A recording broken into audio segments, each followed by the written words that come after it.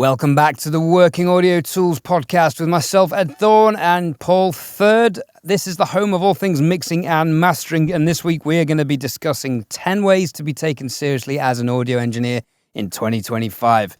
Now, Paul was straight out of the blocks with this first one when we were making this list, which is you must have a trusted monitoring setup, and I will let you elaborate on that.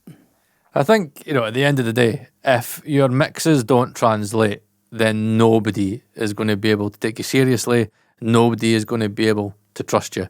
Now, I've got to be careful because I don't want to sound really pig-headed and be like, yeah, you've got to go for this amount of money. You've got to spend this amount. You've got to have this speaker and this headphone and that headphone. But if, there are producers and you're a mixing engineer and mastering engineer and they know their stuff, I'm not saying it, but I'm kind of going to say it, that there are going to be certain people that's going to judge you based on your setup. And I know it's a really, really shitty thing because there's many people out there that can do like amazing mixes, on, cheap stuff, budget stuff. It is a bit of a shit thing, but anybody that's in the know, producers especially, recording engineers, they are going to look at your setup. And if you are rocking, a pair of Yamaha HS 5s or 8s or maybe a pair of old KRK Rockets or something like that. Or yes. You've got a pair of fucking Bear Dynamics or something like that. They may not take you very seriously. And I know it's a really shit thing, but it does happen. What's your take on it, Ed? Well, there are two sides to this coin. There are exceptions because there are people working on those devices who have had success. But I think we are slightly biased by our journey that has taken us down a lot of different devices and a lot of different translation tests. And we have basically found that the people who just have one set of headphones, for example, of which we've spoken to recently, can we be sure that they're not just fluking mixers? Because if you took them off that set of headphones, they'd be lost because they haven't done the work we have to understand why things translate from different systems, why they don't, and that's a big part of the journey. Now, with that said, you've already actually covered number 2, which is mix consistency and quality control, which, if you've been listening to the channel, you'll know that we've really been focusing on that. And that for us has come from establishing a solid monitoring setup that translates particularly in the low end. And top tip, we have been referencing using Expose from mastering the mix. Expose plugin gives you various different mastering curves and you can check your mixes and how they link.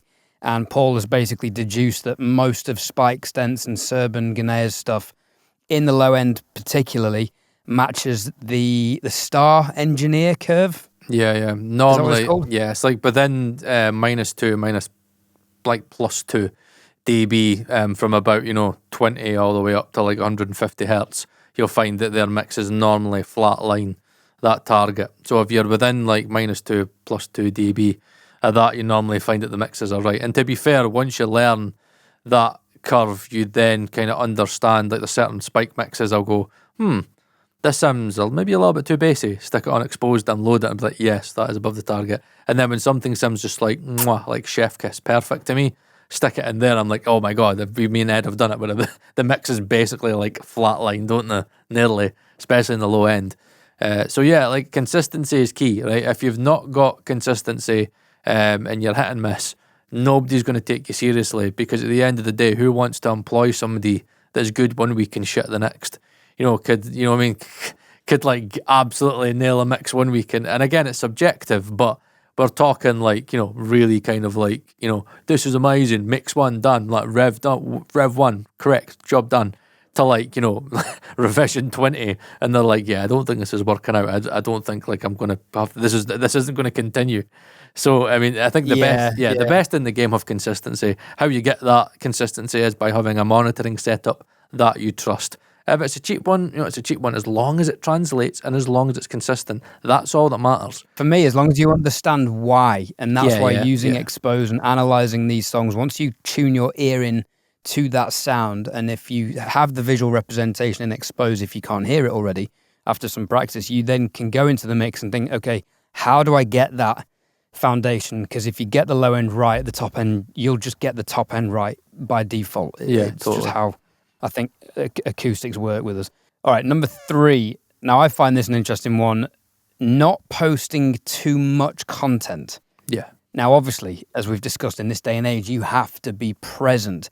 But there are people who are mix engineers and they're posting YouTube videos every day. They're posting multiple posts on Instagram. And I'm there thinking, when are they mixing? Yeah. And to be honest, it's something that's very close to heart, because for any of you that watch my channel, you will have watched the video that I have uploaded this week about, my decision to rein back from YouTube, especially my main channel, and, getting involved in internet politics, and, getting involved in, just trying to be a fucking caped crusader and, trying to fucking fight a good fight. Because at the end of the day, it's just a massive distraction. Rabbit holes, Jesus Christ, the amount of times Ed has said to me, Paul, stop it, stop it, stop it. Bad boy, stop it, stop it. And then I'm just like, gonna do it fucking anyway. But I've got to the point where I'm like, that's done. Like, honestly, the dark thing is the last one. Honestly, because what I found is that when I am busy with mixes, which actually has started to happen. Again, I was doing a mix today. V1, bang, pew, fucking, and it's a great feeling. Nice. And honestly, see, like, I sit there and I go, wow. I've never had a V1 Plus. So have you know? You'll get there one day. But, for me, the fact that financially I can do one mix and it basically pay for, like, me doing YouTube, like maybe making 3 videos in a month, I'm like, wow, that took me 4 hours. Okay, not every mix is V1, but I'm like, financially, it doesn't really make a lot of sense. The amount of hours and fucking like effort I'm having to put in to make all this right, to hit an algorithm, and then to take all the shit that comes with it, where I could do one mix, get the same money, and have a client that's fucking over the roof, and I mentally feel way, way better. I walk away and go, whew, I feel great now. I could sit and, sit with my wife and be like, yeah, fucking job done, honey, fucking high five. But at the end of the day, it's like, if you're too busy being like a Cape Crusader, or you're too busy being like a YouTube superstar, then what's going to happen is you run the risk of being labelled as a YouTuber and not an audio engineer. That's something that I'm trying to like squirm my way out of, because YouTubers aren't seen in the best light in many parts of the industry. We're very fortunate because we're liked by many, many, many people in the industry, but there are many, many people in the industry that don't like us.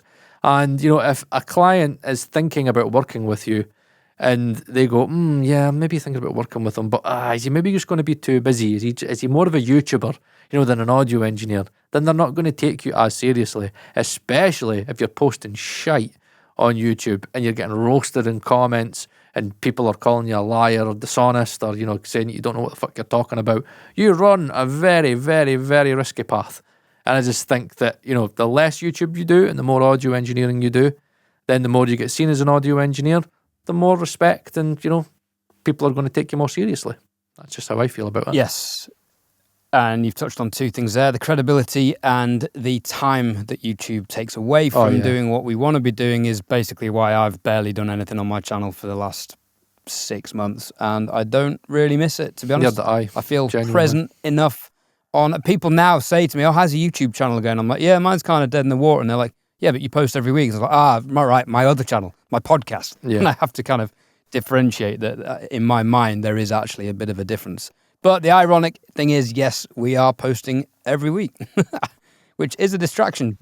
But this is a learning and accountability project, as we've discussed. And remember, So as like we've said valuable. before, again, we're not going to go into too much finances, but again, I can always come out and say it. I don't know about Ed, but, this podcast, the DistroKid sponsorship pays for my studio. So without this podcast, I'm going to struggle. I mean, it's like this actually keeps the lights on, and it's an accountability, and it keeps us mixing. And from a credibility point of view, it's been great because so many people have messaged us and like been like, wow, your journey is amazing. Wow, you guys have really stepped up, man. You are like pro mixers, man. You are at that level. And, that's for me, without that podcast, we would still be seen as YouTubers. We're still seen as YouTubers, but I think that with this podcast, we have been seen more as audio engineers because we're out there thinking about business. We're thinking about you getting the best monitoring setup. We're thinking about how to get clients. We're thinking about how to get the best mixes. We're testing ourselves with, working with other people. We're getting feedback, sharing it publicly. I mean? We are really, we're past the battle scar stage, in my opinion, I would say.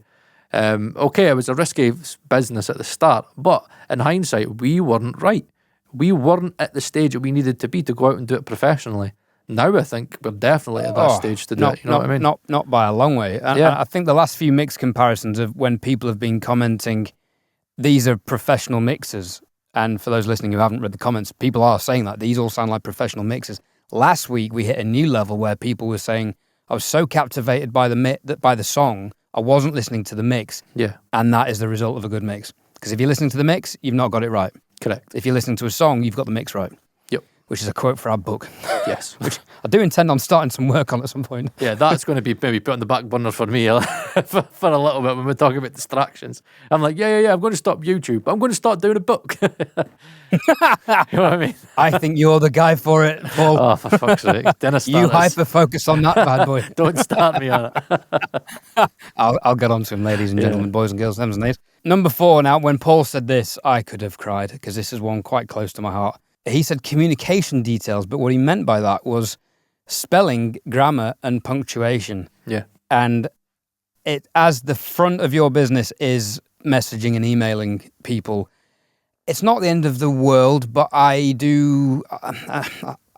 fit between someone who has struggled with mild dyslexia and someone who can be quite snobby, I admit that, about grammar and punctuation, because it's an attention to detail, and I can't help but feel it's a little bit of intelligence as well. I remember when we first started this, we got into a whole thing about, because I would never put capital letters in the titles, and he had to tell me, because I didn't even know this was a thing. He was like, Paul. Oh, and emails, and like, look at every single movie title, look at every single book, Paul, and you'll notice that they all have capital letters in the titles. I was like, oh yeah, so they do.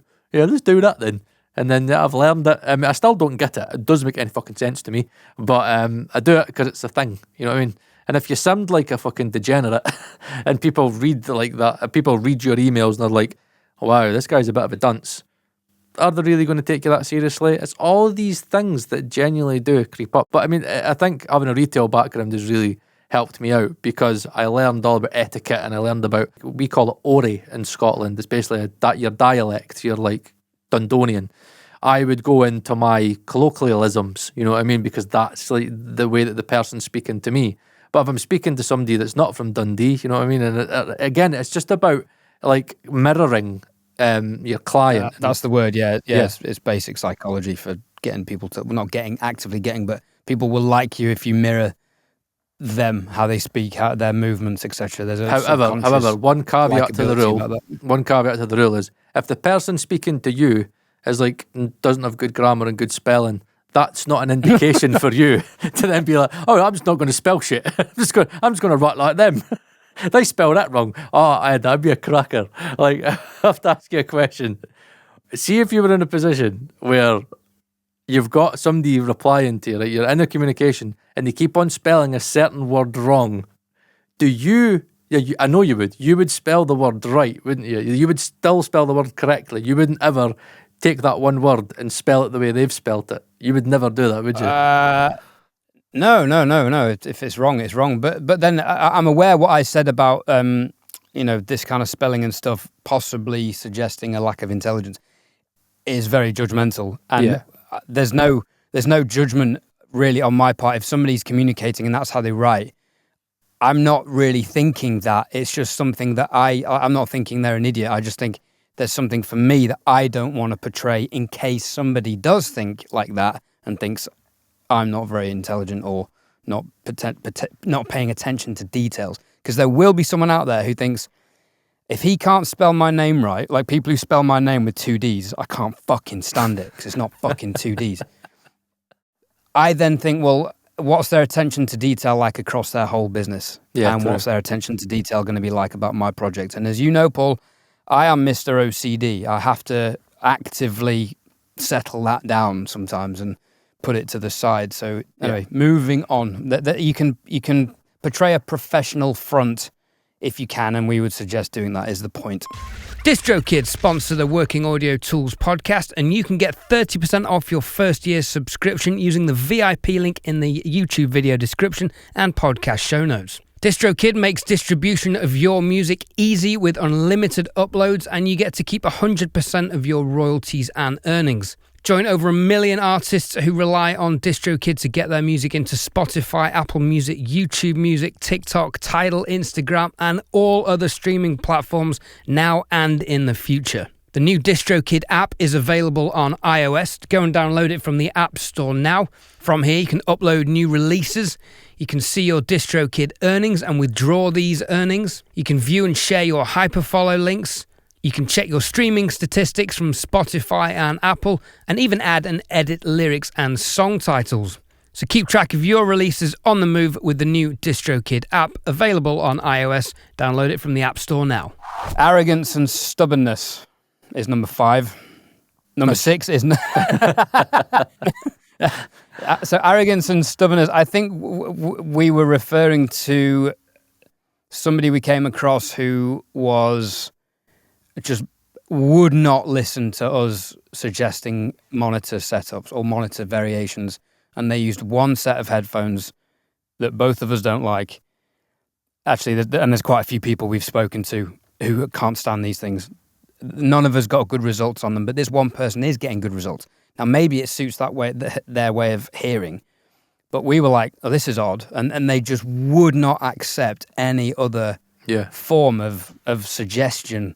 Oh, maybe try these or try this, because those headphones are lacking this, but these will fill in that gap. Absolutely nothing. Wasn't going to have it. And we were like, this is a really strange approach to be so closed off and so stubborn about it. When you've got two people who are listing several other huge names as to why this might not be the most sensible solution. Maybe that's arrogant, that we think we know best. That wasn't how we were trying to put it across.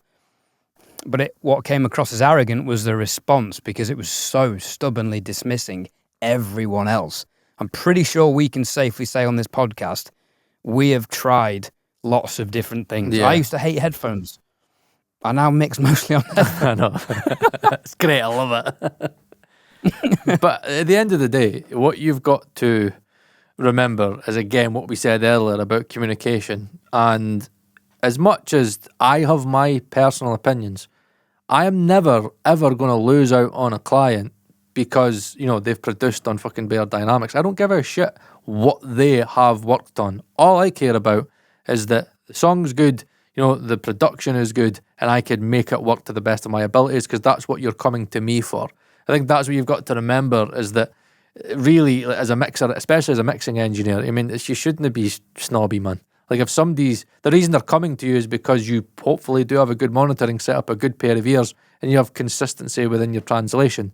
So I never, ever, ever, ever try and, make people feel like shit for mixing, producing, on certain things. Again, if I was a mastering engineer, it would be my job to say, right, you give it to me and I'll do the best that I can. Where I think a middle ground is obviously if you're working with a client all the time and there's issues that you find all the time and there's things that are making it a little bit more difficult for you to get the end result that you're after, then you could have some sort of conversation. But I think being narrow-minded is just going to kill you. And people aren't going to take you seriously because they're just going to be like, the fuck is he talking about? I've got to be careful a lot of times. Again, I'll slag, the 7506s because I think they're fucking horrible. I couldn't mix on them. I don't know how people can. However, they're a studio staple. So many artists will see them as a tracking headphone a lot. And people will be like, yeah, well, why are you being such a dick about it? Why are you being like that? Like, that's what I use. And again, people have certain budgets. So you got to be careful that you don't shit on people that genuinely just don't have the budget or genuinely don't care. They're like, look, I just need these pair of headphones or these speakers to get me to A to B to get the song done. I'm a producer or I'm a songwriter. That's the stuff I've done. That's your job now to then fucking make that a masterpiece. You know what I mean? That's what it is. Yeah, totally. I think in the one example that we've discussed, it was the person's just flippant dismissal of any kind of help. And it was like, if you're like that with us, are you like that with clients? Yep, I know. If they're making suggestions, you're like, no, man, I've got like millions of streams behind my name. This is how it works. It's like, the rigidity shows a lack of flexibility, and you have to be a chameleon with clients. And remember, I think the client's always right. Like, I think many people get shocked because of the way I am online, that when I'm with clients, I'm so easy-ozy. Maybe because I'm so literal, I'm just like, this is your baby. Like, I'm so literal. You tell me what you want, and even if I disagree with it, You're the client. You're who's paying the bill at the end of the day. If that's what you want and that's what gets that released and you're happy with it, that's what you get. End of. That's it. I don't care, about the ego side of it. We've spoke about it before. If you're really, really unhappy about it, then you don't need to really go overly sharing it, do you? It's up to you. You're like, I think that's another thing I've noticed that some people do, where they will actively share every single release that they do. And then I've spoken to a few people recently and I've said, has there ever been a time where someone's came along if you've not been happy with it and you've not shared the post, happy release day, blah, blah, blah. I've done, a few engineers I spoke to were talking about that and they're like, a few times I've done it, and the artist has been like, I noticed you didn't share the release, man. And I'm like, they said it's very, very, very rare. But on the odd occasions, and sometimes you're just and then I think one of them were like to me, Paul, I should have just fucking, whatever. Because for the amount of people at Instagram that's actually going to click that and listen to it is very, very few anyway. He went, so yeah, sometimes you just got to let your pride go to one place. At the end of the day, if one mix is in the way you really like the sound of it, the next one will be fucking good, you know what I mean? And it swings and roundabouts. And also, you're probably hearing things that 99% of people listening aren't going to hear. 100%. And also, if they're listening to problems in the mix, it's probably a shit song. So yeah, true. On that bombshell, number 6, having a portfolio. You have to have a portfolio to be taken seriously. And ideally, the portfolio sounds as good as possible. Paul and I have mixed many things that have not made it into our portfolio or have been rapidly deleted, replaced by better things as we've improved. There are a few things that Paul and I have done and gone back to and improved on. I remember getting Mix Boss and I went straight into 2 old mixers thinking, this can make these sound even better. And then I was like, but my ears have evolved. And I was more into headphones. So I ended up going back and tweaking things and doing a revision and replacing the version on my website. So you've got to have a portfolio. Any comments on that? Or was that pretty much self-explanatory? Self-explanatory, right? There's no point talking a good game if you've not got, an end product there for people to listen to. I think you should have, sparse, genre-wise. I think you should be, put your hand to various things. Like my portfolio now has country, rock, pop, EDM now. When Marv's finally decides whether he's going with and actually mastered the track they've accepted, we're still going backwards and forwards, and we sent it to a few mastering engineers, and I think my master is going to be the one that actually is the full one that gets released, which will be good. But that'll be on my portfolio as well. And I think, just think about, I think Mark from Present Day Productions talks about it quite a lot. He's like, if you're going to niche down, then, and you're going to mix a certain type of genre, make sure that you cover all the aspects of that and really only stick to that. Like if you don't want to mix metal music, don't advertise your metal mixes on your portfolio, you know what I mean? It's fucking simple. So make sure your portfolio is good, make sure it's, puts you in the best light possible. And, try and kind of have different styles. You know what I mean? So I've got really open, airy, kind of delicate stuff. Well, that's a whole different conversation that I think we've chatted about before. Yeah. Niching down versus having diverse portfolio. We're at the beginning of our careers, so I think a diverse portfolio works for us. It does, If at some point we get really, really busy and we can only take on clients, then you may as well niche in down and become an expert in one particular thing. I would also add to that is making sure people are aware of your portfolio. Yeah, that's a good point. Making sure links to it and access to it is easy. Have it on Instagram. Have it all over your website, on the homepage of your website, not just on a mix page on a scroll down menu option. Everything you can do. Have it at the bottom of your email. There's loads of ways you can advertise that.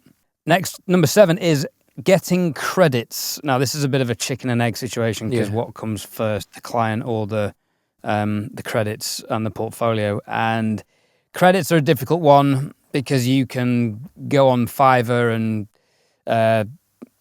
sound better and see people listing like a dozen credits and you've not heard of anyone because they're all independent artists.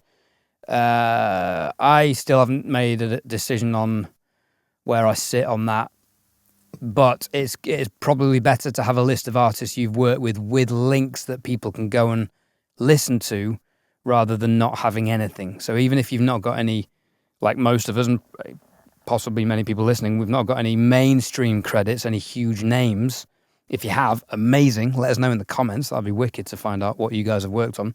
But list credits and list links. Yeah. No, I agree with you. If you can get a big artist, like, you've got to push that. Like, that's kind of got to be the first name on your website, the first name on your Instagram.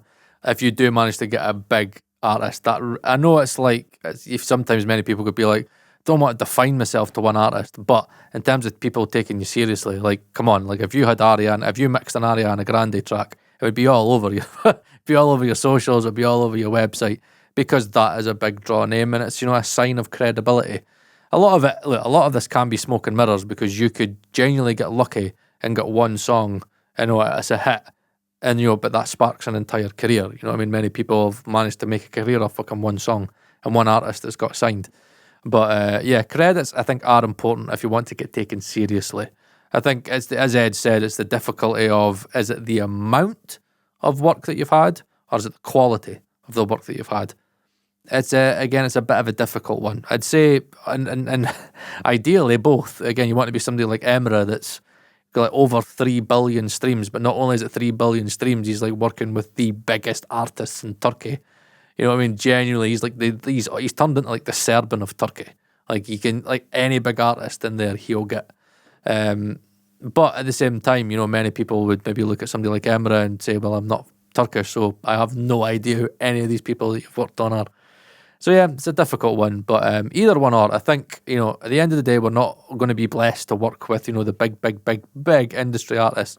So again, if you could still sit there and say, you know, I've worked with, you know, 300, 500 artists, and I've got maybe like fucking 2 million, 3 million streams on my mixes. Again, it's still a sign of credibility, and it's still a sign that you're a working engineer.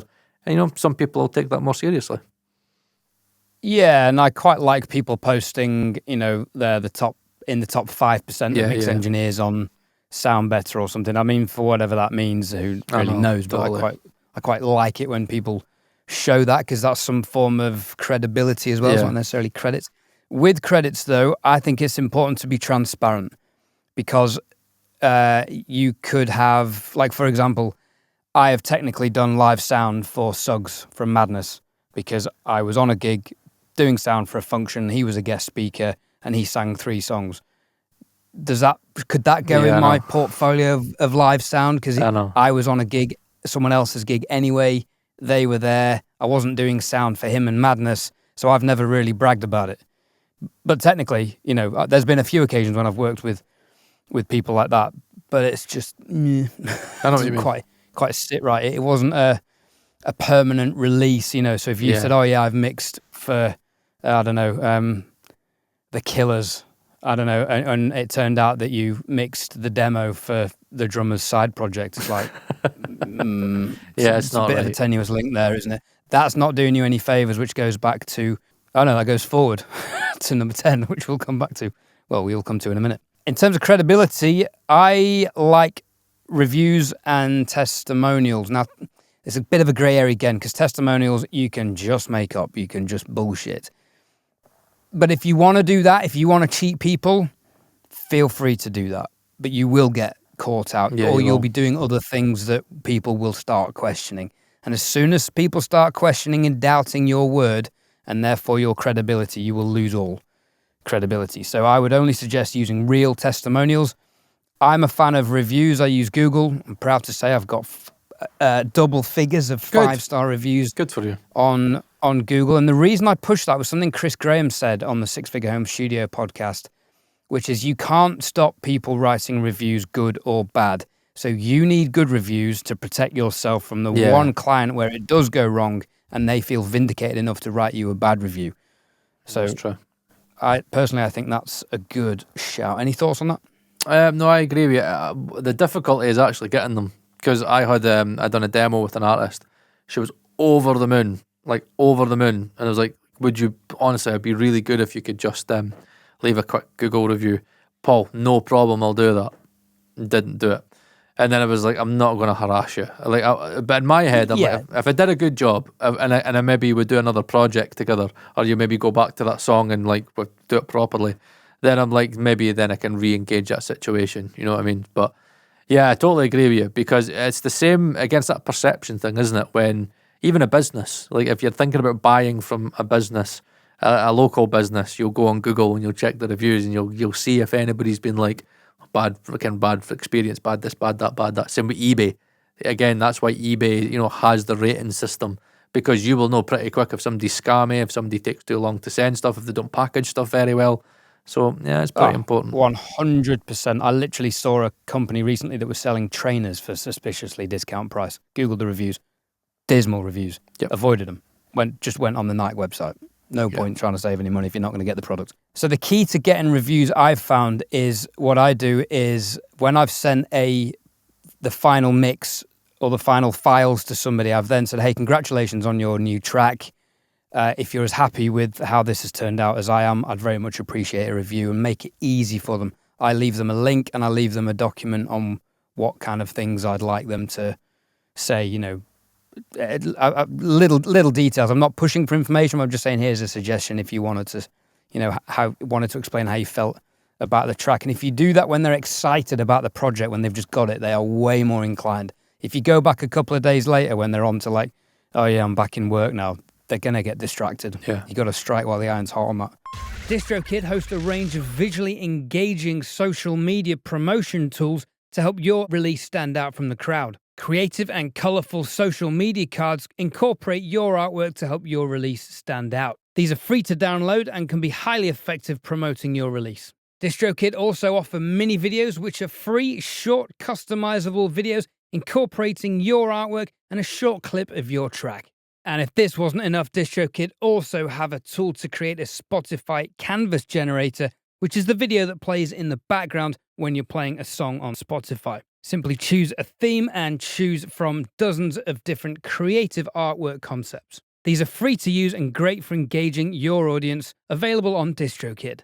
For an additional subscription of $8.25 a month, you can get your music videos distributed to Apple Music, Vivo, and Tidal, and you'll keep 100% of your royalties. With DistroVid from DistroKid. Number 9, sharing releases and co-credits. This is something our friend Nick at Panorama Mixing and Mastering does without fail. He's relentless with this.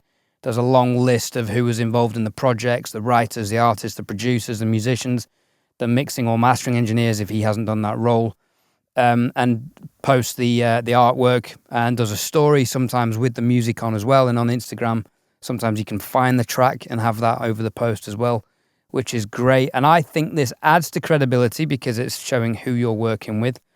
It's advertising your portfolio, and it's offering out work that you're happy with, and therefore, you're offering mix consistency and quality control.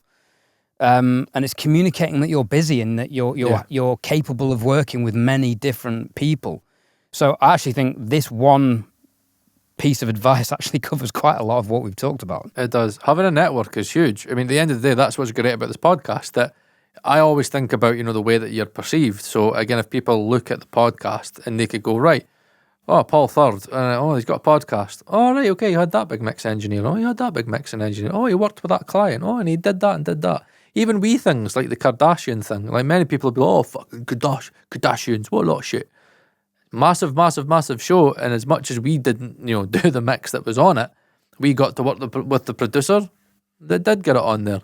You know what I mean? We were able to, tie our name very loosely to the Kardashians, but not really. It was more Bobby. You know what I mean? Mason Blue. It was more we were able to tie ourselves to him, up and coming producer. And at the end of the day, I think what people forget is that collaboration is absolutely key. And if you look at the industry, network is absolutely everything because they work together. Many people, bring other people up. And again, if you, are really good with people and you work well with them and then you're good with them, they'll be good to you. If they maybe, a project might come up and they're like, you know what, give him a shot for the master. No, give him a shot for the mixing. You know what I mean? You never know what opportunities are going to come up. And I think that's why for us, we network as much as possible now. And, I'm working at that even more. There's more projects that I've got for this channel that involves working with more people, especially in the UK. Because, if nobody knows who you are, they're never going to come to you. Where you never know, again, if you just spread yourself enough, then you work on enough projects, and you could, even if it's just a thing where it's, you do vocal editing on one track, you know what I mean, and you do a bit of recording on that track. Like Al Lawson, for example. Al Lawson's a great example of that. We've had Al on the podcast. Al will do a myriad of things. He'll do lots of different things. He'll be doing Atmos for Jay Reynolds one week. He'll be doing recording for kind of big artists next week. Then he'll be doing someone else and tracking for something else. So again, just getting your name out there is really important. And you never know when your name might come up in conversation, and that's the thing that gets you a job. And then what you'll find is that you might have somebody that speaks very highly of you, and they've got the credibility, which then their recommendation gives you the credibility. You know, and it works. Yeah. It can work like swings and rims about, say. And Al Lawson is a great example of somebody who conducts himself with integrity, because he does do a lot of different things. He does a bit of mixing, but it's mostly recording in Atmos. But if he's recorded or done Atmos, he also does the sharing releases thing. But he's never trying to kid people into thinking, because he's done the Atmos mix, that he's done, you know, the Dua Lipa tracks that Jay Reynolds has done. He's very, very transparent, and very clever. People appreciate that. And that leads us nicely to number 10, which is transparency, honesty, and integrity. I think we've touched on this quite a few times throughout this episode, including be careful what you post. There's a great story of a guy that is famous on the covers circuit in London. He's a musician, and he very famously told everyone, or he did a video in the O2 Arena, just an Instagram post, and he said, "Hi guys, yeah, so I'm playing at the O2 tonight. Come on down, it'd be great to see you guys." And he sat in an empty arena. And everyone who doesn't know him is like, "Oh, no way, who are you playing with? That's amazing. What a career highlight. Oh my God, you're amazing." People just filled in the blank and made the assumption that he was playing in the main O2 Arena with a huge artist. What transpired was he was playing in one of the bars on the periphery around the O2, doing like a jam session or covers or something, which is great in itself. That's a professional gig. But that's not what he was leading people to believe. And that manipulation of people's assumption and lack of ability to maybe think fully for themselves, and people being too busy so they fill in the blanks, the manipulation of that to create this picture, on one hand, is fucking genius. I think everyone can learn something from that, but it is dishonest, and anyone who knows him just thinks he's like really. Most people can't compute how you'd even have the cheek or the balls or the blatant audacity, delusion. really, yeah. The audacity or the stupidity. But for me, it's sheer delusion, and a lot of people don't have time for him because he's famous for doing stuff like that. I won't say who it is, but I guarantee somebody knows who I'm talking about. In London. He may or may not be a bass player. No, look, at the end of the day, it's very, very important that you're upfront and honest, because you'll get found out very quickly. And all it takes is for a bit of bad words about you to spread. And the industry is, a very, very close-knit place. Like, especially if you even think about if you're in a small town or a small village or even a small city, word can spread fast, and, it's small circles. So the last thing you want is, again, you take a photo of you, with an SSL. You're like, yeah, this is me. I'm a professional engineer. And they come to your studio and you've got a Scarlett, like a 15-year-old laptop that's like an i5 Intel. You know what I mean? I've just got a few Wives plugins in here. Yeah, but I'm a superstar. Have you got speakers in here? Yeah. I've got these these are like M-Audio ones. Have you got the room treated? No, I don't need that. I've got my headphones. What headphones have you got? Yeah, I've just got these 15 quid earbuds. You know what I mean? I think the SSL desk, again, is transparency. Now, you are speaking to someone who has a picture of themselves in real-world studios in front of an SSL desk. And I use that as a social media post because I had an amazing experience working with Universal Audio at real-world studios. I have to admit, not on that desk, but we were at real-world studios. All comes out now. All comes out now.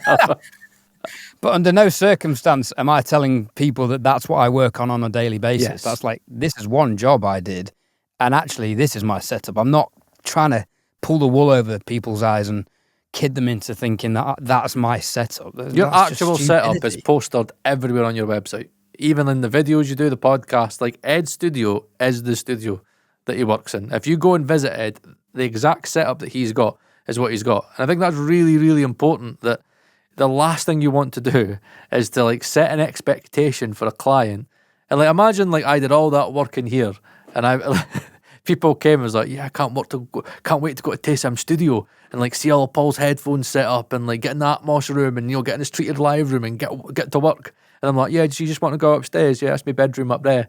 What was the studio? Yes. Yeah, it's just, I just know a guy down the road and I just fucking, I just do videos and then pay him £100 a month. You know what I mean? This is actually my studio. So if you come, the expectation is real. And you've got to remember that, meeting expectations is vital. And if you don't meet expectations, nobody's going to take you seriously. So you've got to meet expectations. So you've got to set realistic expectations for your clients.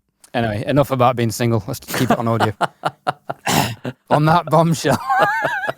We should That's swiftly emotional, end that. It's been emotional. And yeah, keep following the journey. Subscribe if you're not subscribed. Thank you to DistroKid again for sponsoring this video and making, every episode possible, keeping this podcast going and allowing me and him, to have the studios that we have and keep the journey going. So yeah, that's all for me, Ed. You got anything to... Ta-da. Ta-da. But fuck, what a shit ending. Bye-bye.